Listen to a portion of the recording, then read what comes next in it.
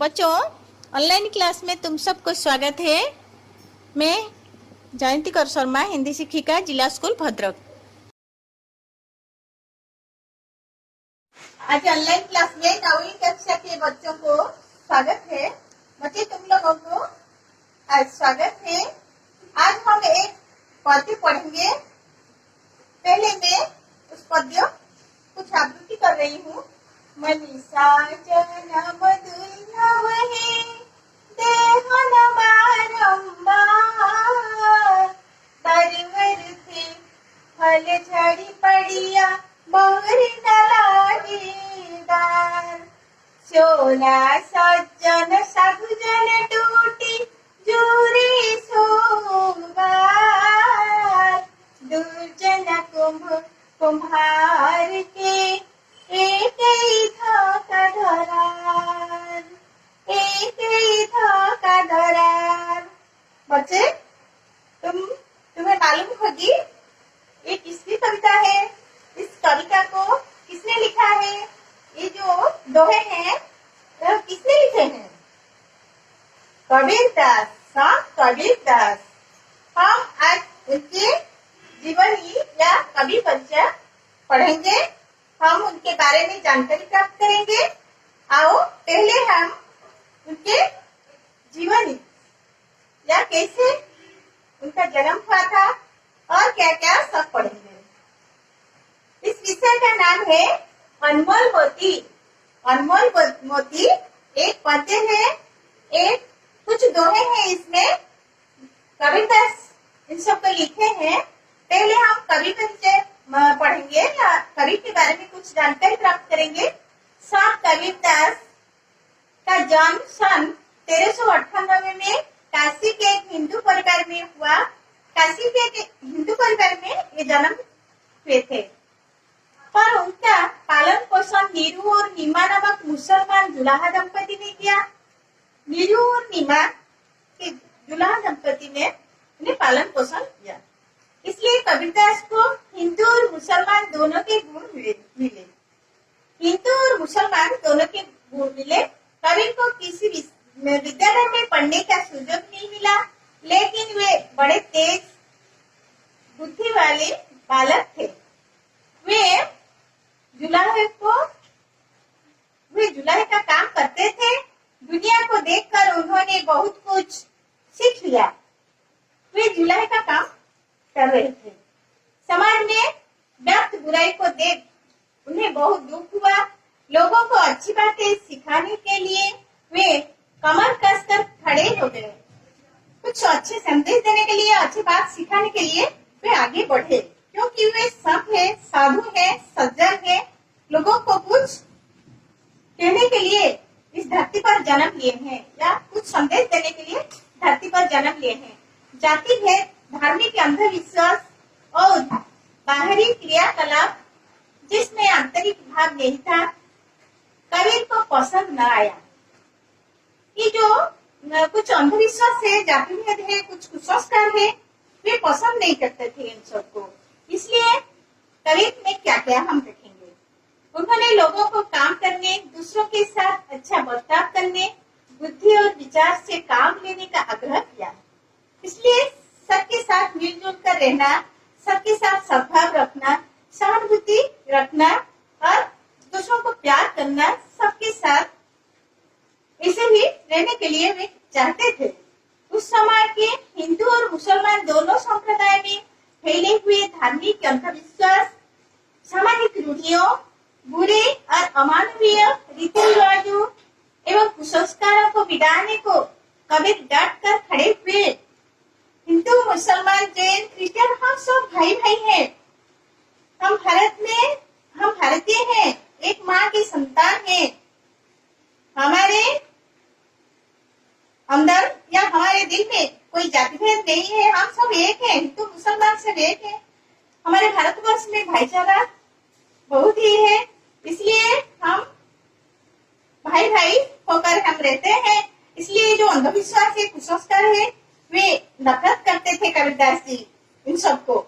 इसलिए और हिंदू और मुस्लिम भाइयों में तालमेल रखकर वे कुछ अच्छे रिश्ता बनाने के लिए उन लोगों के बीच में वे बार बार कोशिश किए थे, क्योंकि वे हिंदू परिवार में जन्म हुए थे, परंतु उन्हें मुसलमान दंपति ने भी पालन पोषण किए थे, इसलिए वे दोनों माँ के संतान है हो सकते हैं, परंतु भारत माता एक ही है, यहाँ जाति भेद नहीं है, धर्मांतर भाव कोई कुछ भी नहीं है किसी के मन में।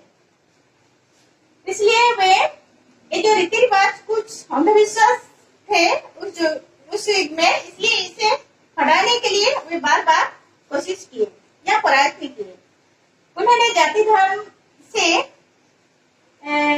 परे जीवन के मानववादी दृष्टिकोण को अपनाया, जिसे गृहस्थ और सन्यासी, हिंदू और मुसलमान, शैव और वैष्णव, शाक्त और योगी एवं सिद्ध आदि स्वीकार कर सके। कबीर ने तप, तीर्थ, व्रत, संध्या, नमाज आदि के बदले नैतिकता, सदाचार, ज्ञान और भगवत प्रेम पर जोर देते थे। वे आध्यात्मिकवादी थे, आध्यात्मिक चेतना में भरपूर थे। वे कुछ अच्छे संदेश, आध्यात्मिक वार्ता देने के लिए, आध्यात्मिक संदेश देने के लिए इस धरती में जन्म लिए थे। इसलिए वे हमेशा संत या सज्जनों के साथ, वे अगर सज्जन है या साधु है, वे सबके साथ साधुता को बांट रहे थे, या साधुता के जो गुण उनमें थे वे सबके साथ वही आचार व्यवहार कर रहे थे। साखी का अपभ्रंश रूप है। साखी, हम जिससे साखी कहते हैं, साखी भगवान है, हमारे साखी है, सब देखते हैं। साखी क्या? साखी का अपभ्रंश रूप है साखी। साखी का अपभ्रंश रूप साखी है। उस साखी से कुछ दोहे हम पढ़ रहे हैं, कबीरदास के जो दोहे और साखी को हम पढ़ते हैं। यह शब्द ज्ञान और अनुभूति का प्रतीक है। यह वो ज्ञान और अनुभूति है जिसे स्वयं कवि ने अंतःकरण से साक्षात किया है। अंतःकरण का मतलब है हमारे भीतर एक आध्यात्मिक या भगवत शक्ति, भगवत चेतना भगवान ने दिए हैं। इसलिए हमें कुछ पवित्र दृष्टि से सबके साथ, सबको देखना या सबके साथ सद्भाव रखना या भगवत प्रेम रखना, अपने दिल में भगवत आराधना करना या आराधना के लिए बार बार तपस्या करना, दूसरों के साथ साधुता आचरण करना। कबीरदास की साखियां इसे ज्ञान और अनुभूति की साखी है, अर्थात साक्षात्कार करने और करने वाली है। वे प्रभु जी को या भगवान को साक्षात करने वाले हैं और दूसरों को कराने वाले हैं, करवाने के लिए, कुछ अच्छे संदेश देने के लिए या भगवत प्रेम में उन्हें डुबाने के लिए वे यहाँ जन्म लिए हैं। इसलिए कबीरदास जी महान है, महान कवि। ये विषय अत्यंत महत्वपूर्ण है तुम्हारे लिए। बच्चे ध्यान से सुनो। बच्चे तुम्हें मालूम है उनकी भाषा क्या थी? उनकी भाषा सधुकड़ी है। जैसे हमारी भाषा उड़ीसा में उड़िया है और राष्ट्रभाषा हिंदी है। इसलिए हम अगर हिंदी शिक्षक या हिंदी के बच्चे हैं, इसलिए हिंदी में बातचीत करना हमें पसंद है, इसलिए हम हिंदी में जरूर बोलेंगे। वैसे कबीर जी की भाषा सधुकड़ी है। वे सधुकड़ी भाषा में लिखे हैं दोहे या साखी को लेकर। हम उसके बाद पद्य पर आएंगे और पढ़ेंगे और तुम्हें कुछ समझाएंगे। सुनो, ध्यान से सुनो, ठीक है? मनीषा जन्म दुर्लभ है। बच्चे, मैं यहाँ कठिन शब्दों का संपट पर लिखती हूँ। तुम सब ये जो शब्दों को अपने कॉपी में लिखना या उत्तर पुस्तिका में लिखना और इसे भी याद रखना। और जो कुछ और भी कठिनाई है मुझे पूछ सकते हो तुम। हम पढ़ेंगे आज पहला दोहा। मनीषा जन्म दुर्लभ है, देह न बारंबार, तरवर थे फल झड़ी पड़ा, तरवर थे फल झड़ी पड़ा, बहरी न लागे डर। मनीषा जन्म दुर्लभ है, मानव जीवन दुर्लभ है। वह मानव बार बार इस धरती में नहीं आता है, एक बार जन्म लेता है। अगर वह ज्यादा अच्छे काम पहले जन्म से ही करते रहे तो इस जन्म में मानव जन्म या मानव के रूप में यहाँ पैदा हो जाता है। मनीषा जन्म दुर्लभ है, दुर्लभ है, यह जन्म बार बार नहीं आता है। देर न बारंबार, अगर हम भगवान से प्रार्थना करेंगे, हे प्रभु मुझे अच्छी राहों पर चलाओ, मुझे अच्छे या अच्छी रोशनी दिखाओ, जैसे कि मैं कोई गलत राह पर न चलूं, कोई बुरे काम न करूं, किसी की बुराई मत सोचूं। हे भगवान मुझे अच्छी राहों पर ले चलो। मनीषा जन्म दुर्लभ है, दुर्लभ है इस मानव का जन्म। क्षण भंगुर है हमारा जीवन। 2 दिन के लिए हम आए हैं, या मैं पहले से भी बोल चुकी हूँ तुम्हें, यह जन्म 2 दिन के लिए है। बार बार हम नहीं आते हैं इस मानव शरीर को लेकर। तरवर थे फल झड़ी पड़वा, बहुरी न लागे डर। तुम देखो बच्चे, तरवर, तरवर का मतलब है वृक्ष। तरवर का मतलब वृक्ष या पेड़। तुम देखो पहले वृक्ष से फल एक बार झड़ जाने के बाद फिर क्या उस वृक्ष के डाली में यह लग जाता है? नहीं, पक जाने से वो गिर जाता है नीचे, कभी भी वह डाली में नहीं लग जाता है। इसलिए ये मानव जीवन में, मानव हमारे भीतर जो कामनाएं वासनाएं हैं, इन सबको हम भगा देना चाहिए। क्योंकि जैसे हम कुछ बुरे गुण हमारे दिल में रखते हैं और किसी की बुराई सुनते हैं और दूसरों की नुकसानी करते हैं, इसलिए कामना वासना को त्याग करने के लिए कबीर जी यहाँ हमें संदेश दे रहे हैं।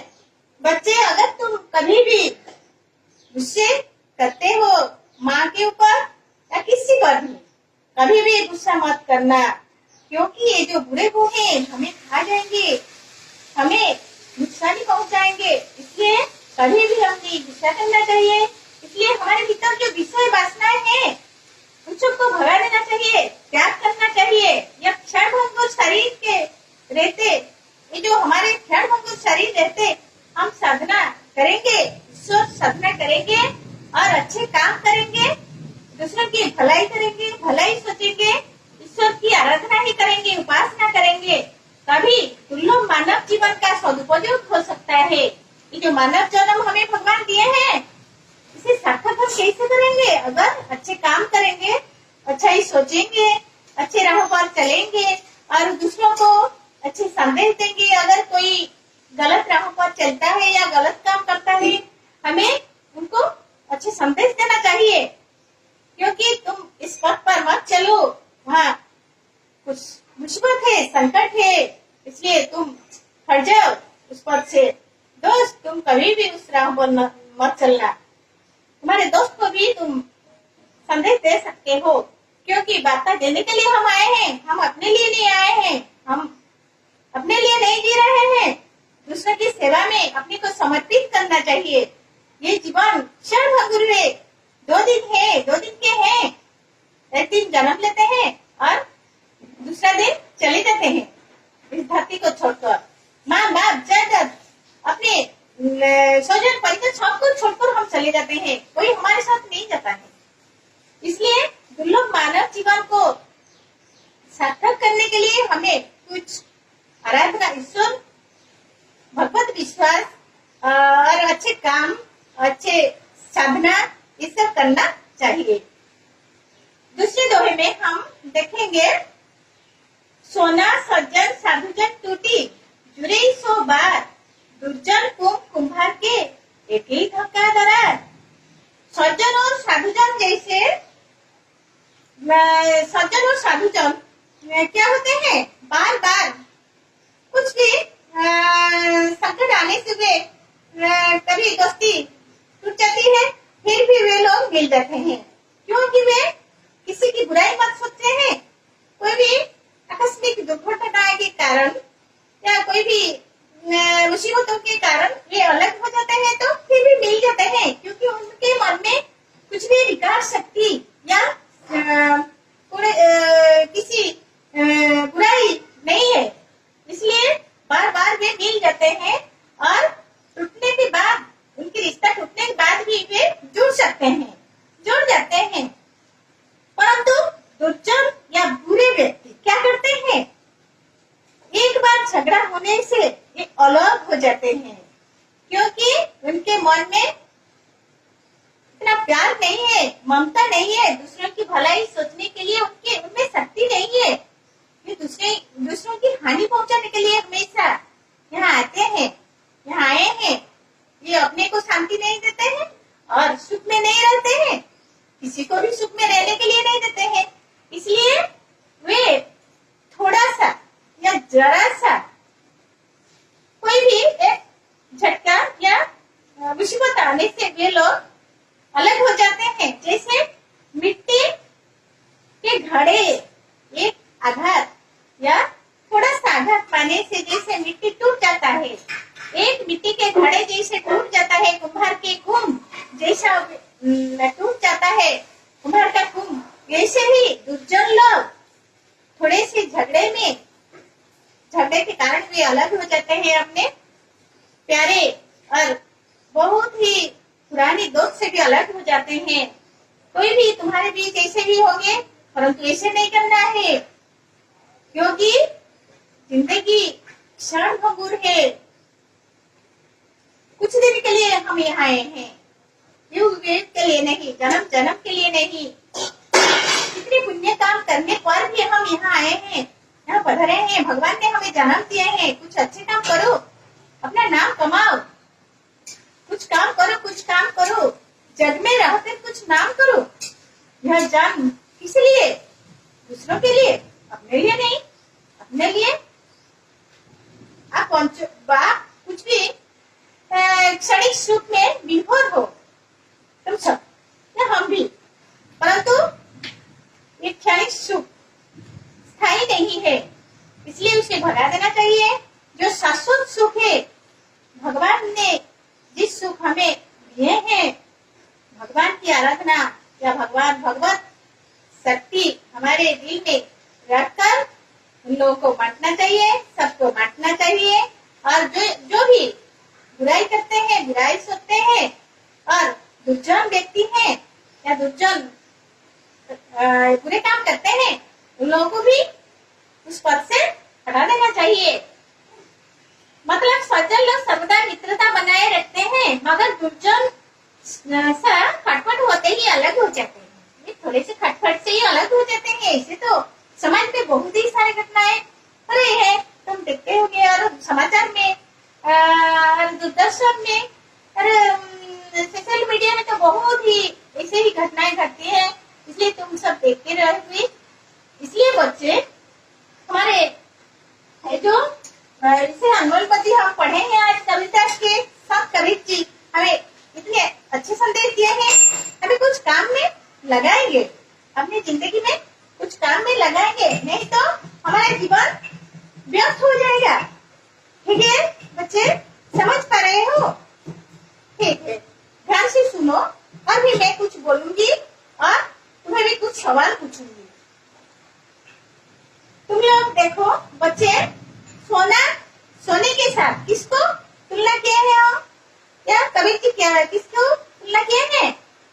सोने के या सज्जनों के साथ, सज्जन या साधुजनों के साथ सोने को तुलना किए हैं।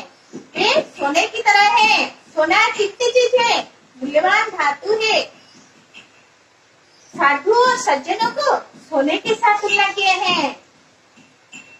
तो सोने की तरह बनना चाहते हो या घड़े की तरह, मिट्टी के घड़े? सोने की तरह, क्योंकि साधु और सज्जन सोने की तरह हैं। उनमें अच्छे गुण हैं, साधुता है, परोपकार है, क्षमा है, दया है, ये सब गुण भरपूर है उनमें। इसलिए सोने की तरह हो तुम लोग, जिंदगी में सोने कीमती धातु की तरह बनना चाहते हो, जैसे साधु सज्जन को सोने के साथ तुलना किया गया है, और दुष्टन लोग की तरह नहीं बनना।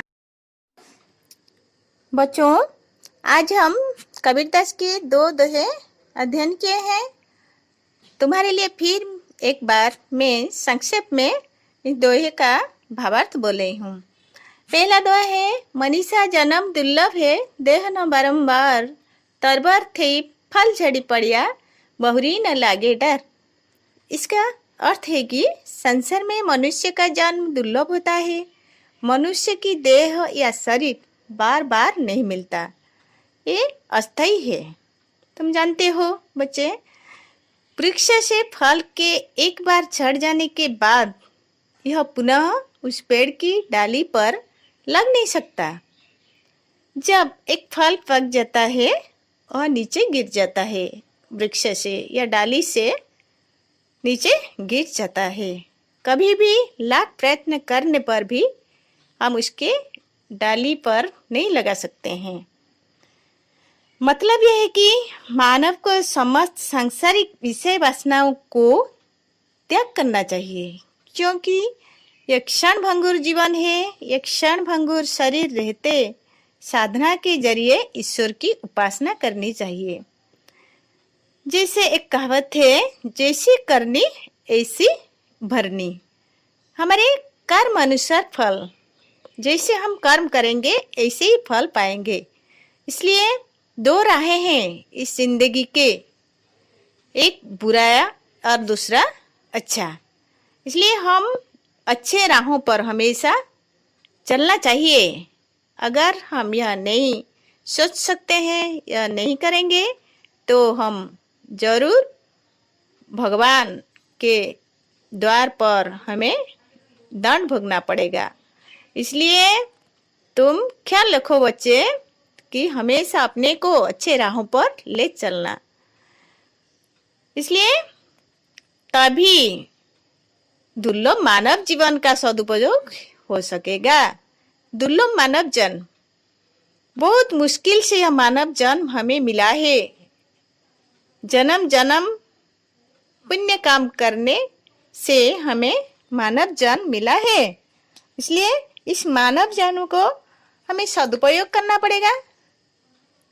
नहीं, हाँ, मानव जन्म को सदुपयोग हमेशा करना पड़ेगा। कभी भी किसी भी हालत में किसी की बुराई मत सोचना और कोई बुरे काम मत करना। इस बात को तुम लोग हमेशा याद रखना बच्चे। बस दूसरा दोहा, सोना सज्जन साधुजन टूटी, जुरे 100 बार, दुर्जन कुम्हार के एक ही धक्का दरार। दूसरे दोहे का अर्थ है, सज्जन और साधुजन सोने जैसे होते हैं। सोने के साथ इन लोगों को तुलना किया गया है, क्योंकि उनमें गुण भरपूर है, अच्छे गुण। वे कभी किसी की बुराई मत सोचते हैं। वे दुनिया में या धरती में जन्म लिए हैं दूसरों को अच्छे राहों पर चलाने के लिए, अच्छे संदेश देने के लिए। और जो कभी भी किसी भी हालत में गलत राहों पर चलते हैं, उन्हें अच्छे संदेश देकर वे सही रास्ते पर ले जाते हैं। जो ये लोग साधु और सज्जन लोग क्या होते हैं, सोने जैसे होते हैं। सोना, एक सोने का टुकड़ा बार बार टूट जाने से भी वो कीमत होती है। सोना एक कीमती चीज है। सोना एक कीमती चीज है, इसलिए एक टुकड़ा का इस टुकड़े का महत्व बहुत है, बहुत कीमती है। इसलिए बार बार वो टुकड़ा भी काम में आता है। वो सज्जन लोग वैसे ही सोने की तरह होते हैं। तुम लोग याद रखो बच्चे, दुर्जन और सज्जन व्यक्ति। सज्जन लोग अच्छे होते हैं और उन लोगों को सब प्यार करते हैं, और दुर्जन से दूर हो रहते हैं सब। दुर्जन व्यक्ति को कोई प्यार नहीं करते हैं, उसे सब दूर रहते हैं और दूर देखकर भी दूर भगा जाता है। इसलिए तुम हमेशा बुरे व्यक्ति की तरह नहीं बनना, हमेशा सज्जन व्यक्ति के राहों पर चलना और वे क्या संदेश दिए हैं उन लोगों को हमेशा याद रखना और सही रास्ते पर चलना। मतलब सज्जन लोग सर्वदा मित्रता बनाए रखते हैं। वे दूसरों के साथ अच्छे बर्ताव करते हैं, अच्छे रिश्ता बनाते हैं और दूसरों को मीठे मीठे बात करते हैं, कभी भी किसी की नुकसानी नहीं चाहते हैं। मगर दुर्जन लोग जरा सा खटपट होते ही अलग हो जाते हैं। जो अच्छे लोग हैं, अच्छे दोस्त हैं तुम्हारे, कुछ भी होंगे, वे तुम्हारे साथ जितना मिलजुल कर रहते हैं, जैसे तुम्हारे साथ अगर कोई किसी भी हालत में झगड़ा हो जाता है, वे कभी अलग नहीं होते हैं, क्योंकि वे तुम्हें प्यार करते हैं। वो अच्छे दोस्त हैं, ये हमेशा तुम्हारे साथ रहते हैं। जरा सा खटपट होते ही क्या ये अलग हो जाएंगे? नहीं। वैसे ही सज्जन लोग कभी भी अलग नहीं होते हैं, वे धैर्य के साथ अपने रिश्ते को निभाना चाहते हैं।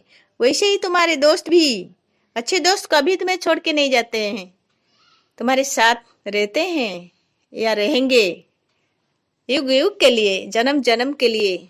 इसलिए हमारे दोस्त हमें जैसे मदद करते हैं वो और कोई नहीं कर सकते हैं। इसलिए हमें हमेशा सज्जन और दुर्जन दो ये जो छोटे छोटे शब्द हैं, इन्हें याद रखना है और सज्जनों की राहों पर हमेशा चलना है हमें। और सज्जनों की वाणी, अनमोल वाणी, जैसे कबीरदास जैसे एक साधु महान कवि और हमें जो संदेश दिए हैं उनके दोहे के जरिए, हमें हमेशा उनके नीति के अनुसार या वाणी के अनुसार अपने को ले चलना है। परंतु कभी भी बुराई सोचने वाले व्यक्ति के जो भी उनके वाणी है या जो बोलेंगे हमें या उनकी दिखाने वाले रास्ते में कभी भी नहीं चलना चाहिए, क्योंकि वे बुरे होते हैं। वे बुराई के लिए संसार में जन्म लेते हैं। दूसरों की बुराई करने में उन्हें सुख मिलता है। इसलिए कभी भी किसी भी हालत में उन लोगों का पथ अनुकरण करना नहीं चाहिए, मार्ग अनुकरण करना नहीं चाहिए। हमेशा अपने अंतर में या दिल में सोचकर सूक्ष्म दृष्टि से इसे निभाना चाहिए। इस काम कैसे हो और क्या है, उसमें क्या क्या बुराई है, इसे अनुध्यान करके आगे बढ़ना चाहिए। बस। हेलो बच्चों, आज हम जो पद्य पढ़े हैं अनमोल मोती, तुम सब समझ सकते हो। तो मैं तुम्हें 5 या 6 सवाल पूछ रही हूँ। तुम इन सब को अपनी कॉपी में जरूर करना, इस सवालों का जवाब जरूर करना, क्योंकि वे बहुत महत्वपूर्ण है तुम्हारे लिए। पहला क्वेश्चन तुम्हारे लिए है कि किसके जान को दुर्लभ माना गया है? किसके जान को दुर्लभ माना गया है? दूसरा प्रश्न है, कौन कौन टूट जाने के बाद भी जुड़ सकते हैं? कौन कौन टूट जाने के बाद भी जुड़ सकते हैं। तीसरा सवाल है, क्या बार बार नहीं मिलता? क्या बार बार नहीं मिलता? चौथा सवाल, सज्जनों की तुलना किससे की गई है? सज्जनों की तुलना किससे की गई है? पांचवा सवाल है, कुम्हार का कुम्भ किसे कहा गया है? कुम्हार का कुम्भ किसे कहा गया है?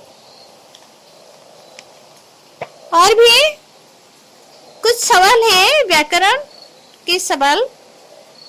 निम्नलिखित शब्दों का समानार्थी शब्द लिखिए। मनीषा, देह, तरवर, सोना, कुंभ। ये जो 5 शब्द हैं, इनके समानार्थी शब्द लिखना। और एक सवाल है विलोम शब्द या विपरीत शब्द 4 के। जन्म, दुर्लभ, सज्जन, साधु। ये जो सवाल घर में तुम अपने कॉपी में जरूर करना, भूलना नहीं। और अगले क्लास में हम मिलेंगे।